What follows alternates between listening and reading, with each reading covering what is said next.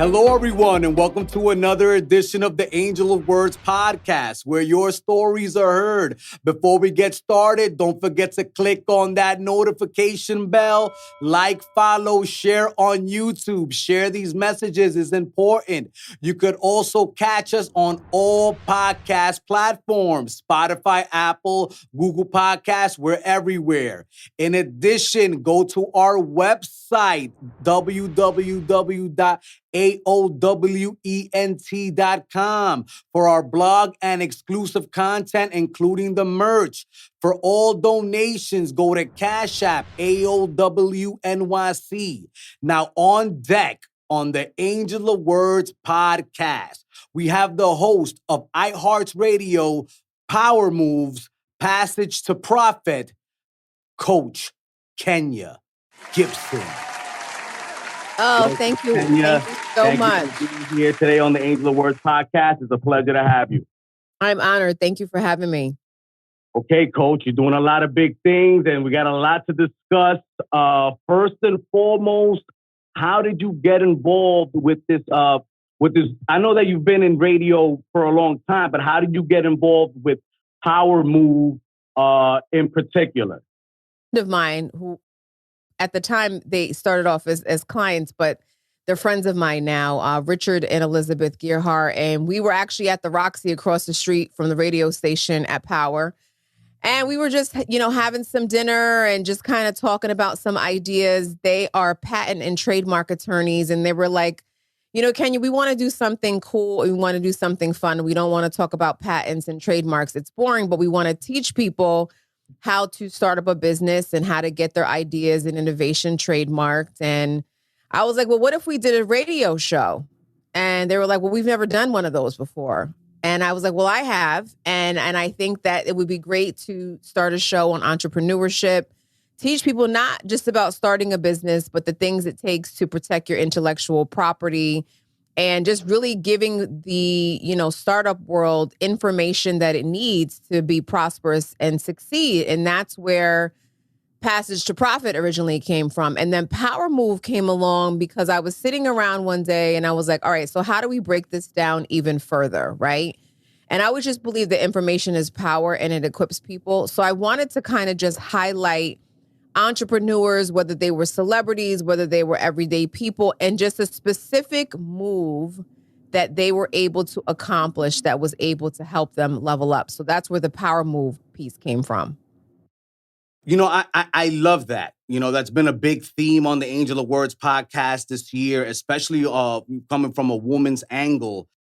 And people need to understand that, it's great that you want to be an entrepreneur, but you just tapped on two of the most important aspects of being an entrepreneur, which is the back end. And you need to understand that you need to have you need to have trademarks to protect everything that you're doing. You need to, have LLCs to protect the money that you may be generating, or to write down losses. Like, there's a business component, a business kind of education that you need to have. And I'm glad that you're doing that for the public right now.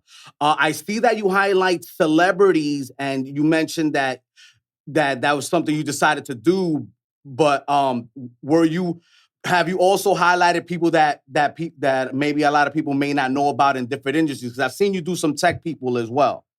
Yeah. So, that's pretty much the premise of it, right? So it's celebrities, it's tech, it's innovators. I mean, sometimes I've highlighted people that, they don't have a huge platform. It's just that they're doing something interesting. And I think that it doesn't matter if you are a celebrity or you have a big platform. I feel like there's something to be learned from everyone, right? So, and just getting that information out there and letting people know that this is what's happening. And one of the things I wanted to do, which was important for me just in radio in general, is like, I didn't want to be another gossip girl. Like, no shade to the gossip girls, but like, None at all. Not at all. Listen, there was a place and there was a time for that. I mean, shout out to Wendy Williams, who I feel like was kind of the curator of all that. And then people just kind of followed suit. But like, I just wanted to do something different. Like, I wanted to talk about people and I wanted to feature people, but I wanted to feature them in like a positive way that was going to help somebody else. I mean, gossip is entertaining, but it doesn't necessarily help people, right? So that was one of the reasons why I wanted to, do Power Move, because I was like, all right, well, I want to talk about celebrities and I want to talk about interesting people, but I want to talk about them in a way that's purposeful.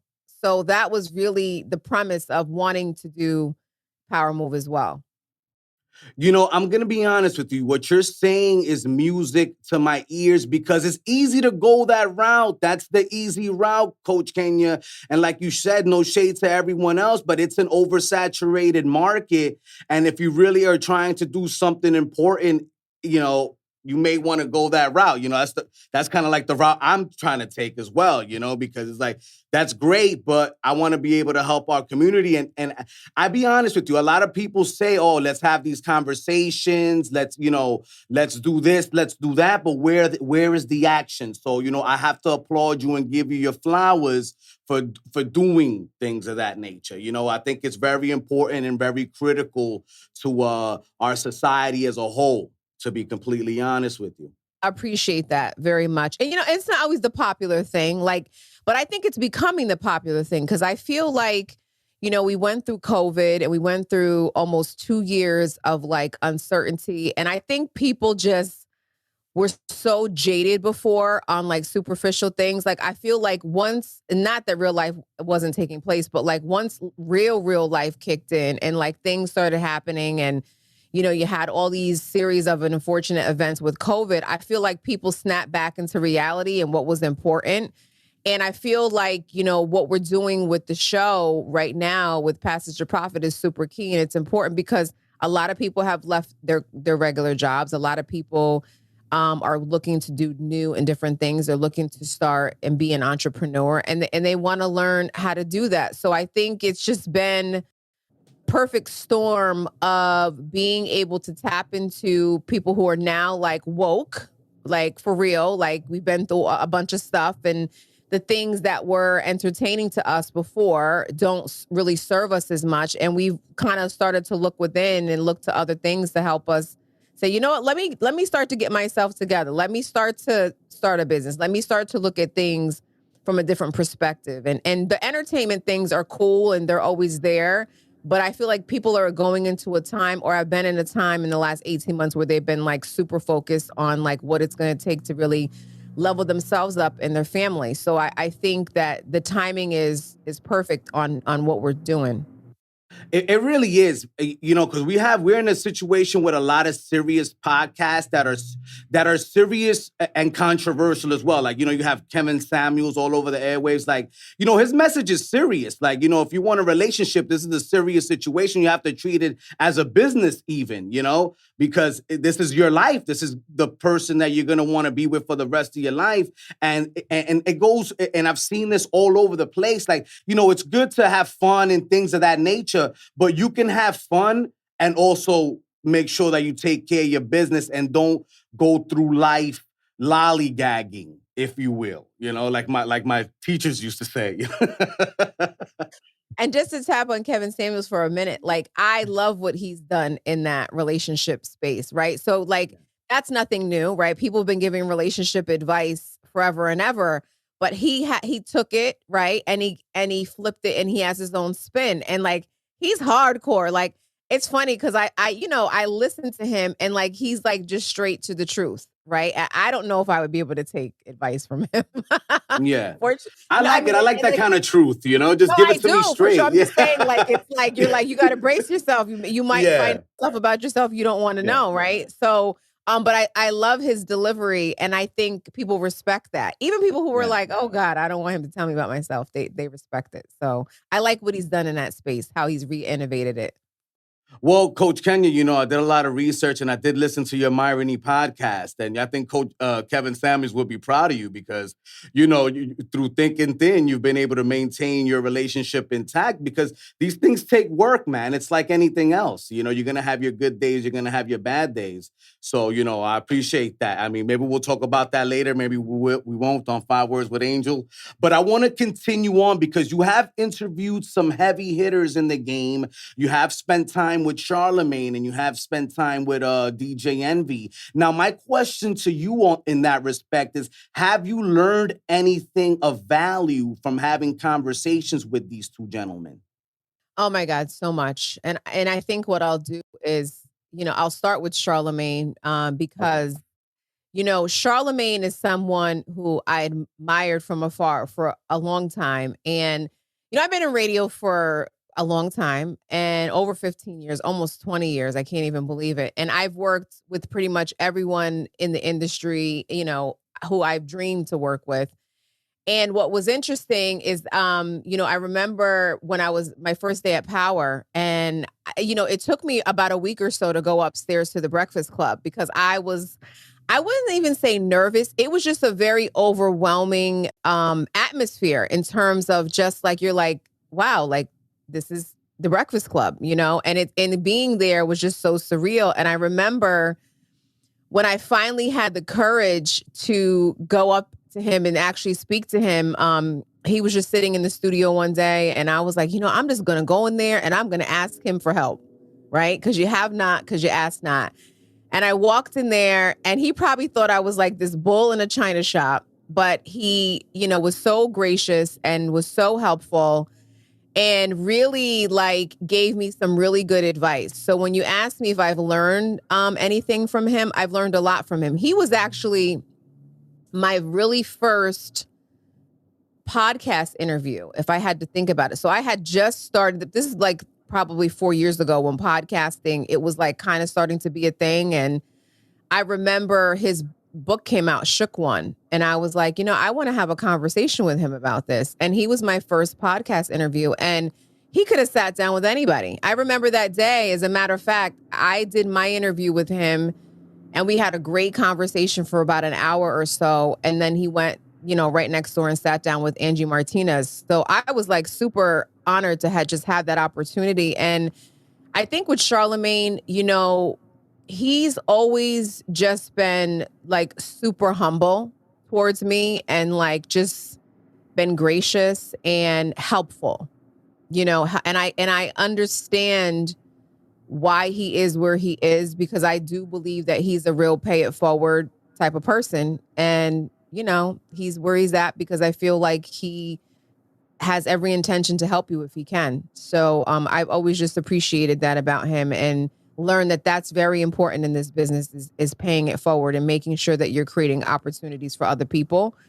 And then Envy, same situation. I mean, there's been some times, like we all work together, like they're, on the programming side of things. And I'm also on the business and the marketing side of what we do. And we have, sponsors that we work with and, people who we have to, make happy, on the partnership side. And I always just feel like, he looks out. Like he's one of those guys. He's a business guy. He's a broadcaster, but he's also a business guy. So he gets what it takes to help with clients and just make sure things get executed well and making sure that you're able to do your job. So, God, I've been to his seminars, actually my whole family. I remember, his first couple seminars with him and Caesar, who I've actually met as well, and I brought my whole family. I brought my husband, I brought my son, and, that was like our first crack into real estate, because we have a home improvement business as well. So we've had our,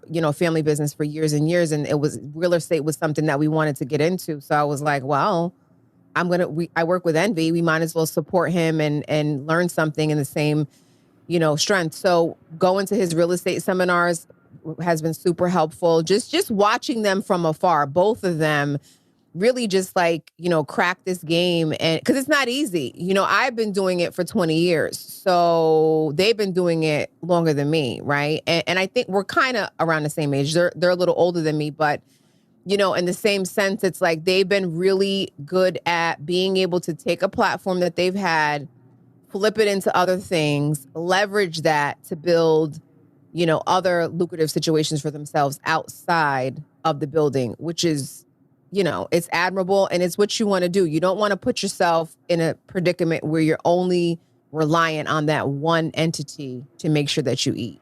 So that's what I would say has been the key learning from the both of them for me. Develop different revenue streams. I like it. And I love that you actually do this, basically on a consistent basis, because people need to understand that the entrepreneurial spirit is a real thing. It's not just doing one thing and calling yourself an entrepreneur. It's sleepless nights. How many sleepless nights have you had trying to do what you do?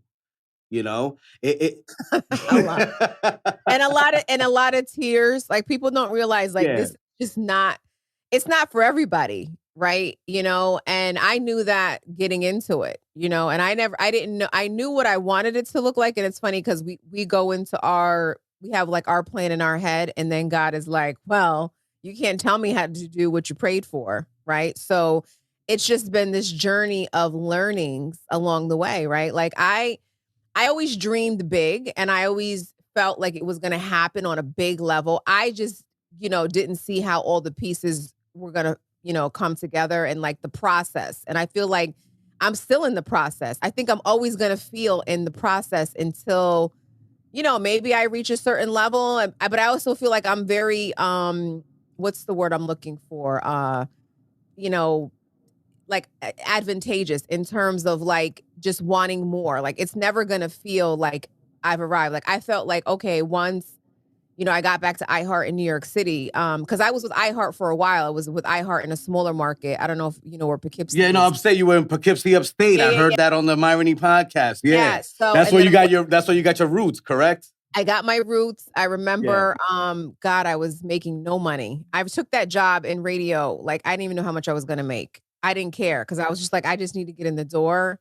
It Yeah. was a big company. I was like, I don't care. I'll make it work. And then I went to CBS for several years. And then I got recruited back to iHeart in New York City, which is where I wanted to be anyway. And here I am. And I feel like the most important thing is getting in the building, getting in the building. And that's, I think Charlemagne said that in his book. What is it? Black Privilege. That's a really good read if you haven't read it, but he talks about that, like just getting in the building. Like, once you're in the building and you learn how to navigate and you build those relationships, you can make things happen for yourself. So I feel like I'm still in the process.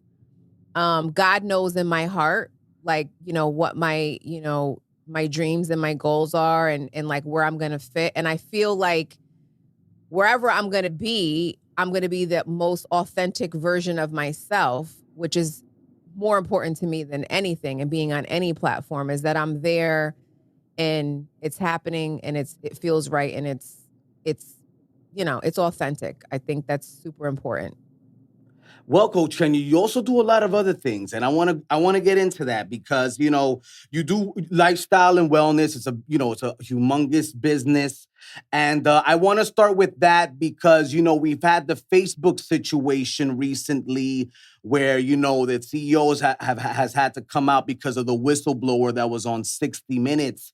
Because there's a lot of body dysmorphia issues amongst ladies in all communities on Facebook. There's suicides that are being attempted and unfortunately completed.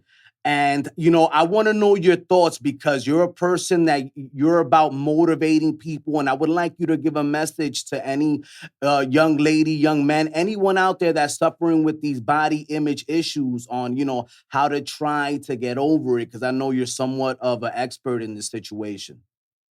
Yeah, I mean, for me, I was fortunate, and most people would say this is not fortunate, but to live on both sides of the fence. So I was 65 to 70 pounds heavier than I am right now. I didn't really always have an issue with weight. Like, it wasn't until I like, started having my kids that like I was having issues with weight. And then like once I did, I was like, oh my God, this is hard. It's hard to lose weight. And I remember just, being on that other side and being, heavier from my standpoint and not feeling confident and not feeling good about myself. And then just finally deciding that, what, I'm just going to figure out how to create the best version of myself. Right. So I did end up losing a bunch of weight through teaching group fitness. I remember I couldn't even afford a gym membership, and I went to go work at a YMCA locally just so that I could get one. And that's where I started teaching fitness. So, it was just something that came that was accountability for me. Plus, I was like, hey, I'm getting paid to work out. So there was an incentive that came Yeah, along that's a with win-win situation if I ever seen right? one. So, that worked out. And, just kind of, learning like how to embrace yourself where you are. I think it was like tricky because, like I always wanted to be this ideal like weight in my head. And then, when it wasn't happening and I'd be frustrated with myself, like I just had to figure out a way to like create the best version of myself. So like I got into weights, I got into spinning. And even now, like I feel like I still go through fluctuations with my weight. I remember before COVID, because I was commuting so much, I wasn't teaching as much. So like I started to gain weight back and I was like, oh my God, like I got to get myself together. But it's harder, like the snapback's harder when you're getting a little older. So, you learn how to embrace yourself where you are, and work with what you got. That's what I tell people. I see, and no shade to, the girls of the world who are getting the BBLs and all those things. I think if you're going to do something that's going to make you happy, right? Then that's one thing. I'm also a big believer in like not altering what God gave you, right? Like cuz he knows what he's doing, right? So and I think a lot of that stuff is dangerous, which is we don't talk enough about how dangerous it is. I mean, I've seen some celebrities come out like Keisha Cole and Cardi talk a little bit about like, some of the repercussions that come with some of those things. But, I think we live in a society that's all smoke and mirrors. And back to your Facebook point, you have all these pictures, you have all these images, you have all these, young girls who are like comparing themselves and sizing themselves up to, something that they see that's not realistic. I mean, I have a 16-year-old daughter and, my job is difficult, sometimes in terms of like teaching her self-worth. And I think the best example for her is to have her see me accept myself, right? And walk in my confidence and just embrace where I'm at. I mean, I'm not 120 pounds anymore. It's like I may not ever be that again, and that's okay.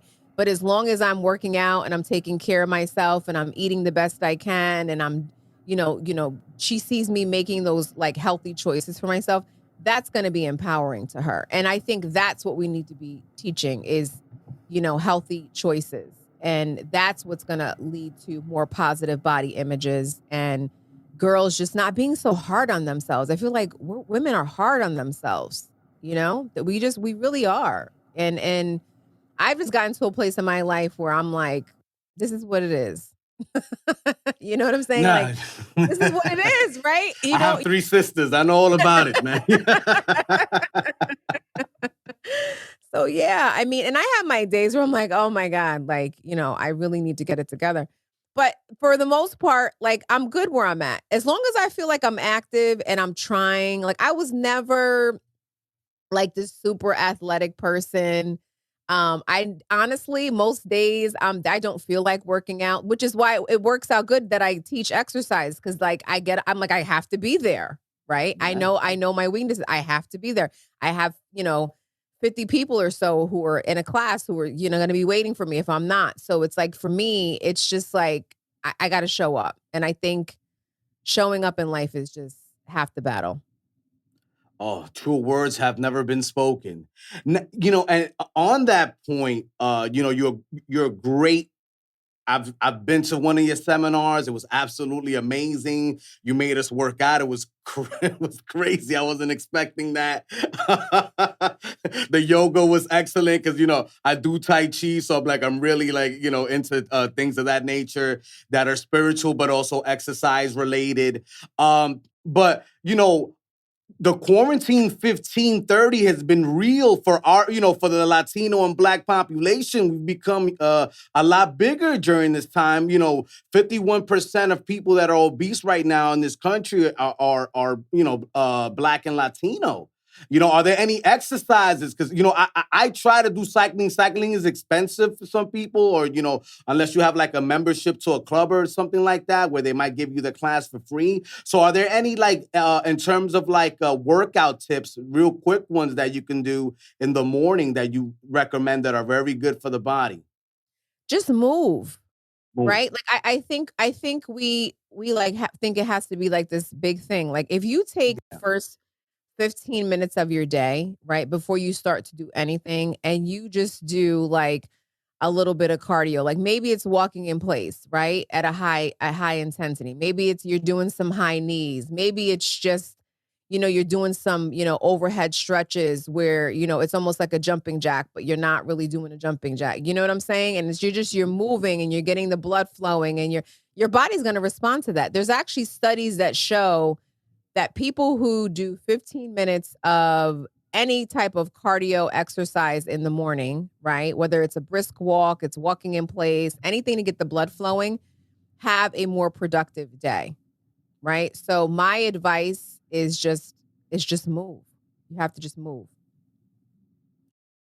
Coach Kenya, how do you stay so motivated with so much going on?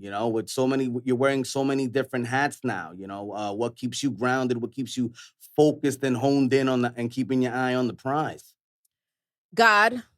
I Okay. mean, and I know people are like, "Oh God," people just come with the most cliche, but that's the answer. Like, I don't have another answer. I mean, there was a time where, I questioned God and I didn't really believe in God. I mean, I knew something existed, and I've been on this spiritual journey, and have found, you know, where I need to be in terms of like my connection to God. 20 something years ago, I dedicated and I gave my life to Jesus Christ. And I don't think people realize what that means, but I just decided like I was in a really super dark place, and like I just didn't really have any more options in terms of like how I needed to connect spiritually and just get out of a rut. Like I was super broke. I was, living in the projects with my son, crying out on the floor and just begging God to show me that he was real. And he did, and I was like, I was kind of shook a little bit because I was like, oh my God, sometimes you pray, you don't know if anybody's hearing you, right?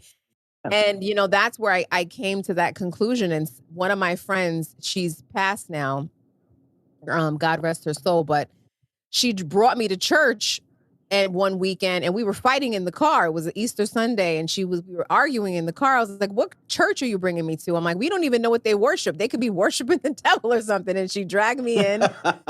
You were so skeptical, God. I was. It wasn't cynical. You were cynical. You were a I cynic was, back 'cause in those days, huh? yeah. So I was sitting there, and I remember, for the first time, I didn't have a church experience, right? Like, so I didn't have some holy roller up there, who was, self-righteous telling me how awful I was. God used somebody who was real, right? To give me an example of how much, God loved me and how I didn't have to earn and do all these things, right? All I had to do was accept that there was a sacrifice made on my behalf and that God would figure everything else and help me out. And it worked just that way, right? So when you ask me like, what keeps me grounded, I would say Christ, because, he is God is real. Like there's a big spiritual world that people don't realize that they're tapping into every single day. And for me, it's like I've had real life examples of God just coming through for me every single time. I mean, I remember the years that we didn't have any money to buy our kids, Christmas presents, and God would create a miracle for us, for somebody to help us. And we wouldn't tell anybody because we'd be so embarrassed that we could, you know what I'm saying, that we just had enough money to pay bills, that we'd be praying silently, and then somebody just roll up and, and help us. And you're like, oh my God, you can't say that God's not real, right? So I've just had so many experiences with God to prove that it's like proof of concept with him that, that's what it is for me, and it's the truth, right? I that's the one thing about me is like I'm big on information. I'm big on results. So I'm never going to lead somebody to something that I know hasn't worked for me. It's just like exercising. I'm never going to make a recommendation about something that hasn't worked for me, right? Because I'm all about results. So, Christ has worked for me and he continues to work for me. I mean, like even where I'm at, like with work and stuff, like I didn't get there on my own. Like I didn't and I don't even feel like I'm anywhere really. Sometimes, I mean, some people look and it looks bigger than it really is. I mean, I feel fortunate that I'm, in the places that I'm in, but I didn't get there on my own. Like I prayed for these things. It just, God trusts me enough to be in those spaces. Right. So, and that's really what it comes down to. So yeah, That's the answer. I mean, I pray every day. I'm not super religious. And trust me, I do not have it all together. There's some days I'm like, oh God, I don't know why you want to use me, but like I just have not arrived, right? Yeah, yeah. Those are the people that he uses. I tell people all the time, like, look at all the people in the Bible he uses. Like David was an adulterer, he was a murderer, he was all these horrible things. God never uses the perfect people. He always uses the messed up people so that nobody can take credit for it but him. And that's just I it. love. I mean, that's the fact of life, man. That's religion in a nutshell. You Yeah, just broke yeah, it yeah. down. Yeah, and just not even religion, but just spirituality. Like Spirituality, yeah. we're like religion has messed people up, right? Man has created religion and taken what God made so simple and turned it into all these different things, and people are so confused because they're like, I don't know what to do, I don't know what to believe. Yeah, it's I a don't know. bureaucracy now. It's unfortunate, Yeah. man. You can't even pray in peace anymore. It's crazy. Yeah, it's a lot, but God's simple. Like he's just so Yeah. simple. We make it hard. We make our relationship with him hard because we think we got to do all this stuff, and we don't. We don't. Right now, we're talking to Coach Kentya, host of Iheart Radio's Power Move from Passage to Profit. Coach Kentya, I want to know, since, with this whole radio situation, has there ever been a time that you've had a tough interview? Because not every interview is the same. I've had some tough ones. Even before this, I was writing for a magazine. It wasn't easy. The hip hoppers give me the hardest time. Have you ever had a rough interview that was hard to get through?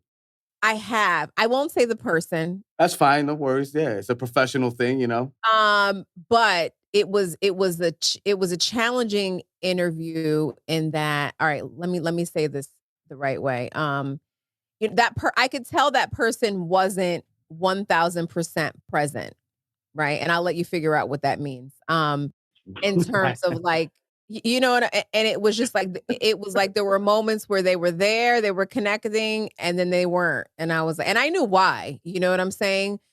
The only thing I regret in that situation is that, God told me to pray for that person because they were clearly going through a lot of stuff, and I wasn't obedient in that.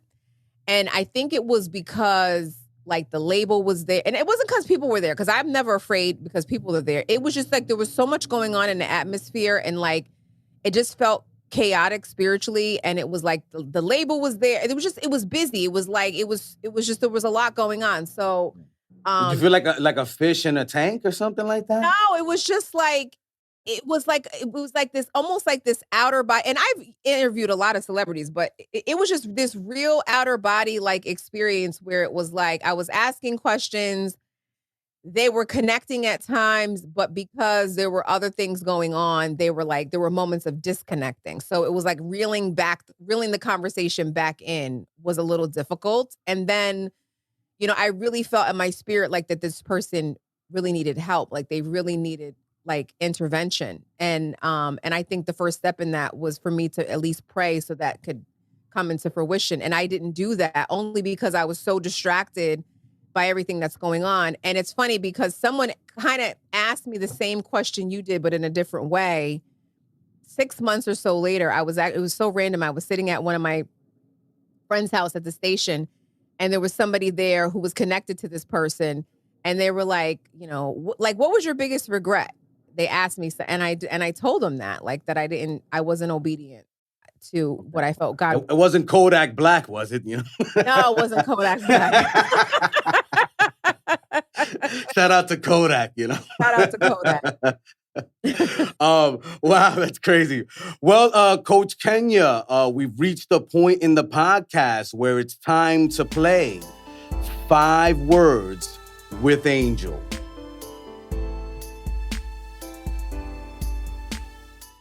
All right, and I got a few words here, so I don't know which 5 to go with. Well, on 5 words with Angel, I'm going to give you a word, phrase, or a question. You're going to give me the first word, phrase, or thought that comes into your mind. Are you ready? I think so. Okay, the first word, we're going to start off easy. The first word is soul cycle. What do you think about when you think about soul cycle? Peloton. Oh, so you're on the Peloton. How is Peloton actually? Because I mean, that thing, the best commercials ever. I love it. I love Peloton. I've had my Peloton for over 5 years, and I bought it when I couldn't even afford it. So how does that work? You buy the bike and the app and the TV. Like, how does that all come together? You buy the bike, it comes with a TV, you know, Okay. it's amazing. You have it in your house. It's cheaper than you think. I did it through like a firm at the time, and my credit was horrible at the time too. So it was like $40 a month I was paying for the bike, which is cheaper than a gym membership, and you get the whole bike. So you get the bike, you pay for the app, which I think is $39 or something. So you are paying like between the bike and the app now, it's probably about $70 to $100 a month. But that's a flat fee for the app. You're not paying a monthly subscription to keep it updated, are you? Well, you are. Well, that's the whole thing. You are paying money. Okay. Yeah. But now the bike's so cheap. Like if you get the basic bike, it's like $49 a month I saw.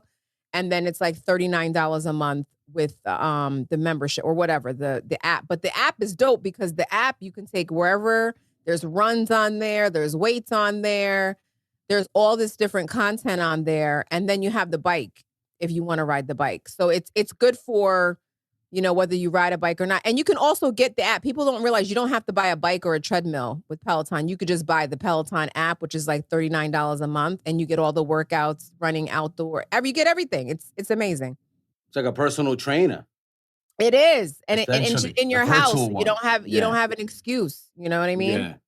I mean, Yeah. you could have been working out from your house forever. People that have unfortunately been locked up have been working out in close quarters. I know. That's what people have been doing. We thought, Yeah. you know, thought the gyms weren't going to come back, but Yeah.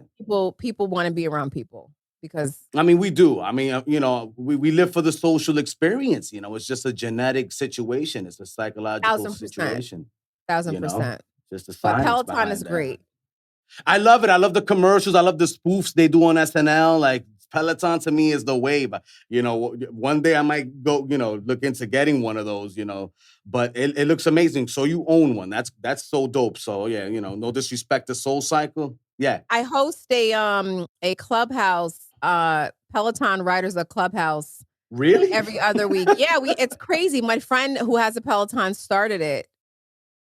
It has like 20,000 people or something in the Yeah. group. And I'm like, this is nuts. Like people really want to sit and talk about this thing. And we do. People come on and we talk about the rides. We talk about the, you know, the instructors who we like. It's you know, it's our little community. It's a huge community. I mean, they have millions and millions of people. Can anybody jump into that clubhouse meeting or no? Oh, for sure. For sure. We actually right, had one last night. We have them on Wednesday nights at 8:30. So Okay, so Wednesday nights at 8:30, everyone. If you want to get your every other Peloton week. So fixed, if you go on every there, other you're like, week. where are they? It's not Yeah. the week.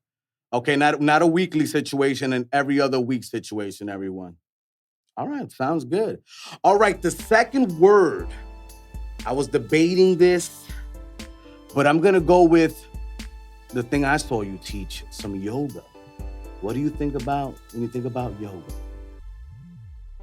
Well, I'll say Pilates because you Okay. probably saw me teaching Pilates. Yeah, no, it was Pilates. You're right. Okay, You're yeah, right. yeah. So, yeah, I'll say Pilates. So the word is Pilates then. Let's switch it over. The word is Pilates. What do you think about? At that point, I wasn't doing any exercise, so everything seemed the same to me, you know? Yeah, so, Yoga okay, was so so, popular. got you. So, God, I would say movement, right? Because for me, it's like, that's what I teach it for. Like, it's a fluid movement. It's not heavy on the joints. It's not heavy on the body. It's, and I'm actually working on, I can't reveal too much because I'm working on a trademark, but I'm working on an app, a wellness app that's going to be able to help you have that same fluid movement in your brain and your body. Let's just put it that way. So I'll say movement. That's the word. Oh, that's fantastic. Oh, I'm looking forward to that. Stay tuned, everyone, to the coach. Stay tuned. It's going to be called Coach Kenya? No. Can you? I have a name. I have a name for it and everything. Yeah. And I've actually been working on it for a while. It's actually an older idea. It's just, there's a lot of scientific data that comes with. There's just a lot Oh of. man, forget about it. Yeah, we've had some app developers on this podcast. It's no joke with the algorithms, and you got to trademark them, and it's just a whole copyright them, the patents. If you can, some of them you can't do it. I have a really good patent attorney, Richard Gearhart. He's actually the co-host of Passage to Profit. So we do the show together. He's a patent attorney. So if you need a good patent attorney. Well, okay, definitely. All right. Yeah, no, because that's the most important part of business, man. You got to make sure you own the rights to everything. People steal all the time. All right. The third word on 5 Words with Angel is power moves. What do you think about when you think about power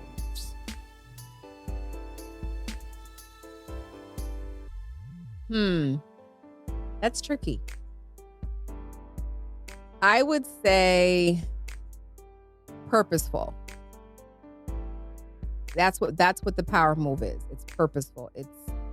It's an intentional step or movement towards something bigger.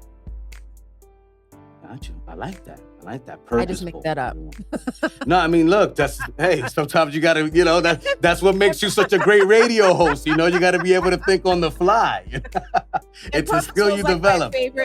Purpose was like my favorite, most overused word. So you have to have a purpose. For things, man. Don't just do things, like my mother used to say, willy-nilly, just go out there and, make sure when you're doing something, you're doing it with some kind of conviction, or just don't do it at all. Exactly. All right. The fourth word, and this is some deep down research. I grabbed this one. What do you think about when you think about Jet magazine? Oh my God. That you used to rip clippings from as a child. Are we not correct? I was just trying to think of a word. You weren't capping on the Irony podcast. No, you listen, that's good. I would say nostalgia. Nostalgia, like it. And for a lot of reasons, obviously, like Jet is like iconic, but like that's how my dad would teach me how to read. Like I wasn't a good reader, so he would sit at the kitchen table and he would just say, "You want to be on the radio? You want to be a broadcaster? You're gonna have to know how to read like you talk." And he was right, and he would make me sit there and I would read those little articles. Jet was good because it only had those little excerpts in it, so it was like little, like tiny clips. But yeah, shout out to my dad. I love my dad for a lot of reasons. I feel like I have not ever publicly given him recognition. So my dad, who is my stepdad, stepped in to be my dad when I was like 1 year old because my real dad wasn't present at the time and wasn't shout present. out to your stepdad, man, for stepping up. Man. And I hate that word because it's like he's really my dad. He's a good man and he's somebody that God used to facilitate my dream. And that was one of the things. Like from when I was a little girl, both my sister and I, he was like, he'd ask us, "What do you want to be when you grow up?" And we would have to tell him over and over. I'm like, why does he keep asking us the same question? Like when we were like 5, right? And I'd be like, "I want to be on the radio." And my sister would be like, "I want to be a veterinarian." And my sister's a veterinarian now. And, and I'm working in radio. So it's like, there's power in asking your kids from when they're a little kid, little, what they want to do and making them profess that. And at the time, I never even I was like, he keeps asking us the same question, but we kept saying it and saying it and saying, and we were putting it into fruition, and shout out to my, my real dad too. Recently, I didn't meet him for the first time until later on in life, so I feel like we're in a place where I feel like we're starting to heal.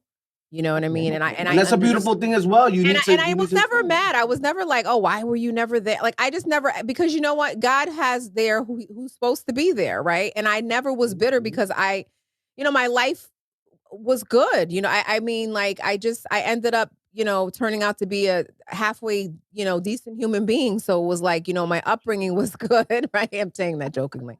You know what I'm saying? But it's like, I can't, I'm not bitter. I understand, right? Sometimes we have to give people grace, right? And we have to understand that, yeah, they made a choice and it probably wasn't the right choice, but we can't harbor all those things because, it makes you bitter. It really does. And there was a time in life where I was a little, upset with him because I couldn't understand why you were not connected to your kid, right? I was his firstborn and he wasn't really present, but I give him grace. You know, we have to learn how to extend grace to people because God extends grace to us. So, but yeah, shout out to my dad who, you know, made me read Jet magazine because it helped, man. That's it what's really up. helped. It really helped. That's a great magazine, man. I mean, it was. I mean, I don't think it's in publication anymore. I don't correct? think so anymore. I think Ebony definitely is. Ebony, I think, owned Jet, but I wish it was. You know, I mean, it was a good publication. I mean, it was iconic, you know, for everyone. I remember growing up reading Jet magazine. You know, it was for us. It was like our newspaper, and it was weekly, and it was it was good information. I was like, we had a subscription. I mean, we couldn't afford a lot. I remember we were living in the projects, but we got Jet magazine every week. You know what I'm saying? Like, it was a thing. You know what I'm saying? No, you had to stay up top of the culture, man. You had to know what's going on. You know? Crazy, that was life, man. You needed milk, eggs, and Jet magazine, man. Right? And thank God for Wick. Oh yeah, oh man, Wick. Shout out to the Wick program. Shout out to Wick. You know? For real. What would we do without it, man? The juicy juice, forget about it. Everything. You gotta love it. You gotta love it. Man, that Wick program was clutch though, for real. It was. And it was helpful. I remember getting it for my son. Really I was like, are you kidding me? Like, that was when formula was like $25 a can. And I was like, oh my God, like, there would have been no way at that point in my life. No way. So yeah, no, man. Shout out to Wick. And I would go up there proud with the coupon. Like, I would be like, hey, you know what I'm saying? Like, some people are like, oh, so I'm embarrassed about what? Like, are you kidding me? This formula is $25 a can. Yeah, and you're getting it at a great rate. I mean, you're getting it for free, right? I think it's like the generic version of the formula, but it was free. Like, I mean, no, that in that time that was my son. It was in the oh my God, I'm trying to think, in the 90s, late 90s. My son, right? So it was like, it was the name brand. You were getting Similac, but it was the government. It was a government subsidy, and my mother was like, "You better go down there and get Wick." Stop, don't be proud. I love it. It's real though, man. It's real. I'm a Wick child. Right. That's a fact. Like, and us too. You know what I mean? And in the 80s, like, the government used to give you food. Like, they used to stamp it with the USDA. I remember the peanut butter they used to give us, where you had to stir it in the big tin can, and my mother would put the aluminum foil over the top with the rubber band, so you could open it up and you stir it up and you put it on the bread, and it was so heavy and greasy it would eat right through. Oh my God, the oil used to stick all the way at the top. You remember that? Was terrible. Yes. God. You had to stir, and it was so much peanut butter. Like, you couldn't even take it and put it in anything. My mother's like, just put some foil over it and keep it. That's it. No, there was no avocado spread, guys. Sorry about that. There was none of that. You had what you had, and you were thankful for it. And it was good. I mean, we made it work. Hey, man, we survived through it. It was great. It held us down when we needed it the most. That's the most important thing that people need to understand. Now, Coach Kenya, the fifth word on 5 Words with Angel, which is an important one as well. Marriage. Oh. I would say tenacity. That's the word that comes. Tenacity. You have to be a tenacious person in order to commit yourself to marriage. Like, I mean, I've been married for a very long time. It's going to be 17 years at the end of the month, at the end of October, to my children's father, which I'm very fortunate, about, but it was hard. And we almost got divorced, right? So there was a time where we split up for like 4 or 5 years. And like, for sure, I thought we were getting divorced. Like, I had went and got another house. We were selling my house. Like, it was just, I thought it was going to work. But I would say God is a restorer. And when you have 2 people who share the same faith, I just feel like you can overcome a lot of things. Now, sometimes it doesn't work out, right? And I think that break from one another helped us. Right? Like, it helped us tremendously. It helped us grow up. I mean, you have to understand, this is somebody who we were teenagers having a baby, you know what I mean? And he was all I had really ever known. And then I was married. We were married by the time I was we were 24 and 25. And it's not something I recommend. I recommend marriage, but I recommend marriage later on when you have realized who you are as a person and figured all that out, so that when you come to the table, you know, you're ready for each other. Otherwise, it's hard, right? And you have to work through the growing pains of getting to know yourself, getting to know that other person, and it's difficult. But I will say where we are today is not where I would have ever saw us being, I would say even 5 years ago. Like, it's like night and day. We could not stand each other at one point in life. I mean, we always loved each other because, you know, we had this family and all this other stuff, but like, we have grown so much and he's grown so much, right? And there were times where he was a real jerk and there were times where I was a real jerk, you know, and I think you have to go through the motions and you have to make mistakes. And when I tell you, like, our relationship has been tried by fire, anything that could possibly happen in a relationship has happened to us like everything. Like, I can't think of one thing that hasn't happened to us that we haven't had to kind of go through. So, you know, and you know what you got. And I just said, you know, I remember on the verge of my divorce, you know, getting a call from him, like our house was sold and we had an offer and I was like, something doesn't feel right. You know, and we weren't talking. It's not like we were like getting along and like, trying to work it out. Just didn't feel right. And then we ended up, you know, having a conversation and realizing that we wanted to try to, you know, make things work. And here we are today, you know, and all by the grace of God. And that wasn't an easy choice either. It was about being obedient. For me, it was about being obedient to God. Obedience will get you far. I could have walked away and started a whole nother life and been with somebody else, you know, and so could he could have as well. But I don't know that if that would have been the best testimony for God, right? So we just decided that for us, we were going to stick it out and that God would honor that. And he has, you know, but it came with a lot of therapy. It came with a lot of prayer. It came with a lot of tears. It came with a lot of sacrifice. But when you learn how to sacrifice, you know, what you want sometimes in the best interest of your family, some people won't agree with that. But I think you need to understand like what love means. Love, the definition of love for me is doing what's in the best interest of the other person, right? And that's not easy to do because sometimes you have to really sacrifice yourself. Now, I am not saying you should stay in anything that's abusive, anything that's not healthy. Like, those are sure signs that, you know what I'm saying, that you need to not probably be in that situation. But God, I do believe that God will give you somebody that he can love you through. And if that person is willing to grow up and surrender themselves to God and do the right things, then there's hope in that situation. Wow, that's such an amazing and powerful, you know, statement that you just made. Thank you so much for that because it's true, you know. I liken it sometimes to being on a team. Not everybody can be Michael Jordan, even though you may want to be, even though you may think you have the skills.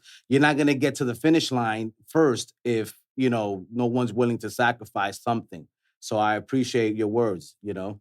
It's true. I mean, even in this business, it's like, you know, like my husband, with the exception of like, I would say my immediate family has like, he's always believed in me. Like, there's never been a time where I remember even when we were like, you know, we were living in housing and we were looking around, like what we wanted didn't look like what we had. You know what I'm saying? So he was always been the one that I've been able to like get and build with, you know, and he's never looked at me one time and has ever had any doubt. Like, even in those moments where I'm like, I don't know about this radio thing, he's like, Kenya, it's not your time. You need to just wait.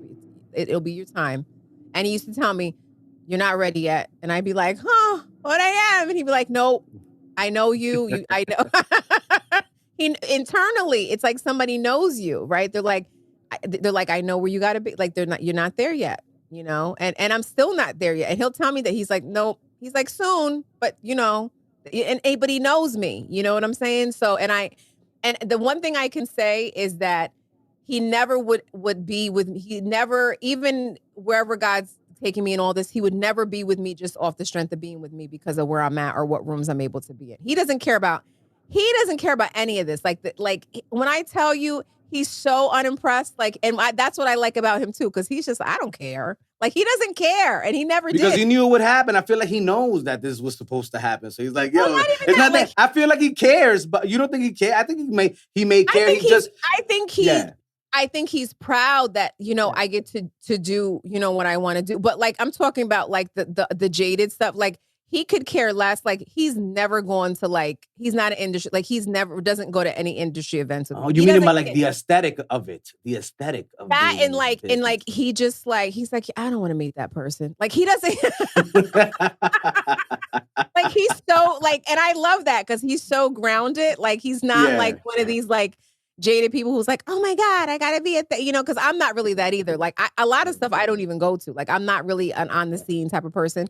But he's like, so like, he's like, Kenya, I don't care about that. But even sometimes when I bring work home, he's like, you know, he's like, you gotta stop putting so much energy. Like, he's so regular.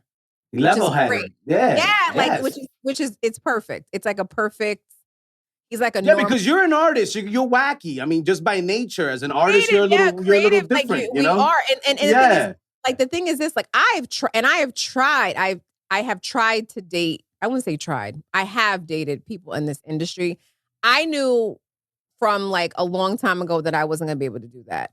You know what I'm saying? Just for a lot of different reasons. Like, it just doesn't work. I just feel like two people in the same, sometimes it works, I feel like. But then it's like, it's hard when two people have like similar makeups and like, I don't know. It's difficult. I don't. I don't recommend it. You know, I don't recommend it. And like, you know, I'm a big believer in like I don't want to curse, but you know what I'm saying. No, not where you eat. You know what I'm saying. So it's, for me, it's like I like to keep those two worlds separate.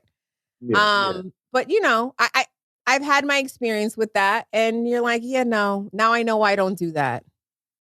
And I also too, for me, I never wanted there to be a perception. I've always wanted my work to speak for itself. And sometimes I feel like as a woman in this business, if you date in the industry and like you get successful, then it's like they're going to try to give your credit to some dude. Like, oh, she just was with so-and-so, so that's why. And I'm like, I was just always like, I don't want that to happen. And a lot of time it's not the case. A lot of times it's the female worked hard. They just happened to be like, they dated this person, right? So for me, it was like, I don't know. I was like, no. I had a little phase of that. And I was like, yeah, now I know why I have that rule. I'll pass on that. I hear that. Oh my God. Yeah. That's a whole nother conversation. You're a whole vibe, Coach Kenya. And we would like to thank you here on the Angel of Words podcast for spending your your morning with us here. It's such a pleasure to have you. Thank you for your wisdom. Thank you for everything you're doing on Power Moves on Iheart Radio. Everybody go catch it. Before we sign off, Coach Kenya, where can we catch you? Where can we follow you? So you can follow me on Instagram. That's where I'm most active. So it's at Coach Kenya, and you know, follow me there, and you know, and it'll lead you to the world. You have a link tree on there, so just go to Coach Kenya, click on the link in the bio, and I do have a YouTube. I need to do more of my YouTube, so don't judge me. But I'm just busy. I have so much stuff going on that it's hard sometimes to just manage all these channels. Yeah, no, the social media situation, you know. It's a whole nother It's not for the meek of heart, you know. Well, it's just a lot. It's another thing to manage. Yeah, you know what I'm saying? It is. So, yeah. Well, ma'am, thank you so much for being here with us. You're so welcome. Thank you for having me. Of course, everyone, that was Coach Kenya here on the Angel of Words podcast. Don't forget to follow her. Don't forget to subscribe. Click on those notification bells. You could also find us on all podcast platforms. If you want to check out the blog and our exclusive content, go to AOWENT.com. And for donations, visit Cash App AOWNYC. Thank you for tuning in, everyone. And we'll talk to you later.